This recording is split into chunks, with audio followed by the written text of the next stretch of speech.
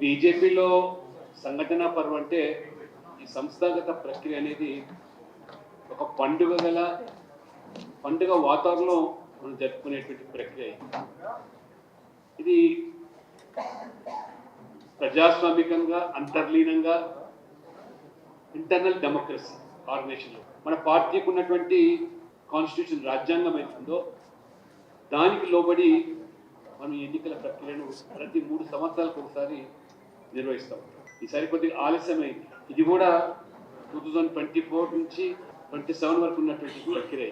అంటే 3 సంవత్సరాలకు ఒకసారి క్రమం తప్పకుండా పోలింగ్ బూత్ నుంచి జాతీయ అధ్యక్షుడి వరకు ఎన్నిక జరిగేటువంటి విధానం ఒక బీజేపీలో మాత్రమే ఇది కొనసాగుతాం. ఎందుకంటే కార్యకర్తలందరూ కూడా ఒకసారి విధిగా మన పార్టీ యొక్క రాజ్యాంగం పుస్తకాన్ని చదవాలి. దానివల్ల ప్రాథమిక సభ్యత్వము, క్రియాశీలక సభ్యత్వము, పోలింగ్ బూత్ కమిటీకి ఎవరు అర్హులు, మండల కమిటీ, జిల్లా కమిటీ, రాష్ట్ర కమిటీకి ఎవరు అర్హులు అనేది కూడా అందులో అంతా విశదీకరించింది. తగ్గించండి, పూర్తిగా విశదీకరించింది. పార్టీ నియమాలు తెలవకుండా, పార్టీ యొక్క నిబంధనలు తెలవకుండా మనం తరచుగా మాట్లాడుతున్నాం. కాబట్టి పార్టీ మీద మనకు ఏ రకంగా సిద్ధాంతపరంగా మనము ఇవాళ మన ఫిలాసఫీ తెలుసుకుంటున్నామో పార్టీ యొక్క రాజ్యాంగాన్ని కూడా ఖచ్చితంగా చదవాల్సిన అవసరం ఉంది, నేర్చుకోవాల్సిన అవసరం. ఆ రకంగా నేషనల్ రిటర్నింగ్ ఆఫీసర్ తర్వాత అన్ని రాష్ట్రాల్లో కూడా మళ్ళీ రాష్ట్రాల యొక్క రిటర్నింగ్ ఆఫీసర్స్ను, దాంతోపాటు జిల్లాలు, మండలాలు, ఈ రకంగా ప్రక్రియ నేషనల్ నుంచి మండలాల వరకు కూడా ఎన్నికలు నిర్వహించేటువంటి యంత్రాంగం నిర్మాణం చేసుకోవాలి. దీనికి తోడు ప్రజాస్వామికంగా అని చెప్పినప్పుడు కొంతమంది హేళన చేస్తూ ఉంటారు. ఇది ప్రజాస్వామికమైన, ఎక్కడ ఎన్నికలు జరగలేదు, అసలు నిజమేనా అనేటువంటి ప్రశ్నలు మన విపక్షాలు సంధిస్తూ ఉంటాయి. దీనికి ఒక అపీల్ కమిటీ కూడా నేషనల్ లెవెల్లో ఎక్కడ ఏ సభ్యుడైనా జరిగే ప్రక్రియలో అందులో ఏమాత్రం కూడా లోపాలున్నా, తప్పిదాలున్నా అపీల్ చేసుకోవడానికి నేషనల్ లెవెల్లో ఒక సీనియర్ నాయకుడు డాక్టర్ రాధామోహన్ సింగ్ అని బీహార్ వాస్తవ్యులు, వారు అంతకుముందు లాస్ట్ టైం నేషనల్ రిటర్నింగ్ ఆఫీసర్లు ఉండే వారిని అపీల్ కమిటీ, వాటితో పాటు కొంతమంది సభ్యులు అపీల్ కమిటీ. మన రాష్ట్రంలో కూడా రిటర్నింగ్ ఆఫీసర్గా మాజీ శాసనసభ్యులు లక్ష్మీనారాయణ గారిని, అపీల్ కమిటీ చింతా సాంబమూర్తి గారు. ఫిర్యాదులు రాలేదని కాదు, మీకు ఆశ్చర్యం కలుగుతుంటుంది. చాలా ఫిర్యాదులు వచ్చాయి, అన్ని రాష్ట్రాల నుంచి వచ్చాయి. రాధామోహన్ సింగ్ గారికి మన రాష్ట్రం నుంచి కూడా వచ్చాయి. ఆ ఫిర్యాదులు మళ్ళీ కమిటీ కూర్చొని పరిశీలించి కొంతమంది ప్రాథమిక సభ్యత్వం లేకున్నా లేదా క్రియాశీలక సభ్యుడు లేదనో రకరకాలైనటువంటి ఫిర్యాదులు వస్తే ఫిర్యాదులు కూడా పరిష్కరించి వాస్తవాలు మళ్ళీ ఆ రకంగా చెప్పడం జరిగింది. రాష్ట్ర స్థాయిలో కూడా అనేక ఫిర్యాదులు వచ్చాయి. తెలంగాణ నుంచి కూడా నేషనల్ లెవెల్ ఫిర్యాదులు వచ్చాయి, రాలేదని కాదు.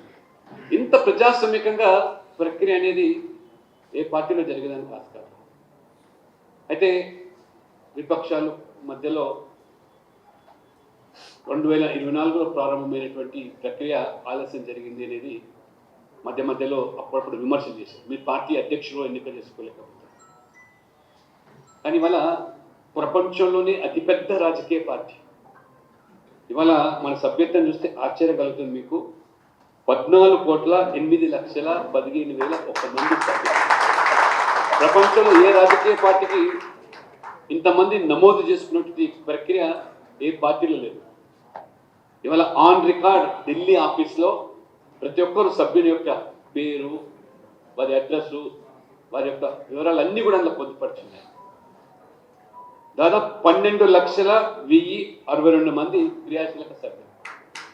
క్రియాశీలక సభ్యుడు అంటే వారు కనీసం ఒక 100 మందిని ప్రాథమిక సభ్యత్వం చేసి ఉండాలా, 3 సంవత్సరాలు పార్టీలో పనిచేసి ఉండాలా, ఆ 3 సంవత్సరాలు కనీసం 30 రోజులు ఫుల్ టైం పార్టీకి ఎన్నికల నిమిత్తం కానీ సంస్థాగతంగా బాధ్యతలు ఇస్తే పనిచేసి ఉండాలి.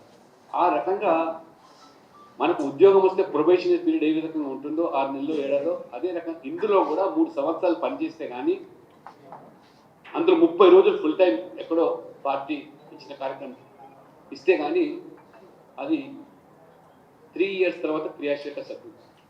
అయ్యేదానికి ఆస్కారం. అంటే వాళ్ళ 12 లక్షల పై చిలుకు క్రియాశీలక సభ్యులు ఉంటే మీరు ఆలోచన చూస్తారు. యావరేజ్గా 100 మంది చెప్పిన చూస్తే 14 కోట్ల పై. ఈ రకమైన ప్రక్రియ జరుగుతున్న సందర్భంలో ఎందుకు ఆలస్యం జరిగిందంటే అనేకమైనటువంటి మధ్యలో కొన్ని మరి విపత్తులు వచ్చాయి. యుద్ధ వాతావరణం కానివ్వండి, మరి కొన్ని రాష్ట్రాల్లో మధ్యలో ఎన్నికలు జరగడం కానివ్వండి, ఈ రకమైనటువంటి కొన్ని అవాంతరాలు రావడం వల్ల కొద్ది ఆలస్యం. అయినా 14 కోట్ల మంది సభ్యుల అనుగుణంగా జాతీయ అధ్యక్షుడు ఎన్నిక జరుగుతుంది. అదే రకంగా రాష్ట్రంలో కూడా ఇంతకుముందు మన సంఘటన మంత్రి గారు చెప్పినట్టుగా 42 లక్షల మంది ఇక్కడ ప్రాథమిక సభ్యులు, 36,000 మంది క్రియాశీలక సభ్యులు. ఇది కూడా ఆన్ రికార్డ్ ఇవాళ ఢిల్లీలో పొందుపరిచింది, ఇవాళ హైదరాబాద్లో. ఏ రాజకీయ పార్టీలో కూడా మనం చూస్తాం సభ్యత్వం అంటే ఎన్నికైనటువంటి ప్రజాప్రతినిధులకు, ఎమ్మెల్యేలకు, ఎంపీలకు పుస్తకాలు ఇచ్చి వెళ్ళి తీసుకొని రాసుకొని అన్నీ చెప్తారు. వాళ్ళే సొంతంగా డబ్బులు కడతారు, ₹1 కోటి ఖర్చు పెడతారు, 10 లక్షలు ఖర్చు పెడతారు, 50 లక్షలు ఖర్చు పెడతారు, సభ్యత్వం రాసి ఓటర్ లిస్ట్ పెట్టుకుని రాసి ఇచ్చే ప్రక్రియ. ఇక్కడ మనం ఆన్లైన్ ఫ్రీ ఆఫ్ కాస్ట్ మన మెంబర్షిప్ వాళ్ళ 14 కోట్ల మంది వాళ్ళ ఆన్లైన్ ప్రక్రియ ద్వారా నమోదు చేసుకుంటే సామాన్య విషయం. మరి ముఖ్యంగా మిగతా పార్టీల మాదిరిగా ఇవాళ రీజనల్ పార్టీస్ ఉన్నాయి, ప్రాంతీయ పార్టీలు. ఎవరు అధ్యక్షులుగా ఉండాలి, ఎవరు ఏ బాధ్యత తీసుకోవాలి, ఎక్కడ జరుగుతుంది చర్చ, ఎక్కడైనా ప్రక్రియ ఉందా సంస్థాగతంగా? మరి తెలంగాణ కూడా చూసాం మనం, పోలింగ్ బూత్ అధ్యక్షుల ఎన్నిక జరిగింది, మండల అధ్యక్షుల ఎన్నికలు జరిగినాయి. అందరికీ సర్క్యులర్ జారీ చేసి పలానా సమయంలో నామినేషన్ ఉంటుంది, విత్డ్రాయల్కి అవకాశం ఉంటుంది, లేదా పోటీ చేస్తే అనివార్యమైతే పోటీకి కూడా అవకాశం ఉంటుంది. ఈ రకమైన ప్రక్రియ ద్వారానే ప్రతి చోట జరిగింది. ఇవాళ ఆ రకమైన ప్రక్రియ నేషనల్ లెవెల్ వరకు జరిగిందంటే మీ పార్టీలో, అది కాంగ్రెస్ పార్టీ అయినా ప్రాంతీయ పార్టీలైనా, అక్రాస్ ద డైనింగ్ టేబుల్ కూర్చొని మన కుటుంబంలో ఎవరు అధ్యక్షుడిగా ఉండాలా, జీవితకాలం అధ్యక్షుడిగా ఉన్నటువంటి పార్టీలు కూడా ఉన్నాయి. కొన్ని లైఫ్ లాంగ్ ప్రెసిడెంట్, కొడుకు ఎవరు ఉండాలా, వర్కింగ్ ప్రెసిడెంట్ ఎవరు ఉండాలా నిర్ణయించుకునేది మీరు dining table, across the dining table మీరు ఆ రకమైన నిర్ణయాలు జరుగుతాయి. ఇక్కడ వాహాటంగా మరి కార్యకర్తల సమక్షంలో పబ్లిక్ డొమైన్లో పెట్టి ఈ రకంగా మనము మన ప్రక్రియ కొనసాగిస్తాం.